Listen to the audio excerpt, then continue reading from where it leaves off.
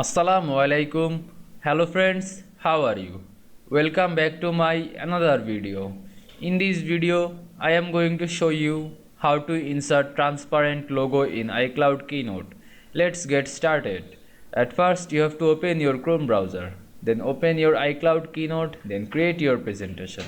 Now you can see here are my presentation. Now I insert a transparent logo. At first I have to click image option, then click image gallery, then click choose media icon. Now find your logo, then press open. Now resize this logo and remeasurement it.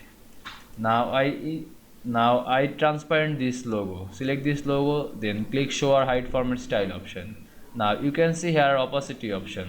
Now I simply just drag this opacity to decrease. Now click outside of this logo. Now you can see I insert transparent logo in iCloud Keynote very easily. I hope you enjoyed my video. Please like, comment, share and subscribe my channel. Thanks for watching.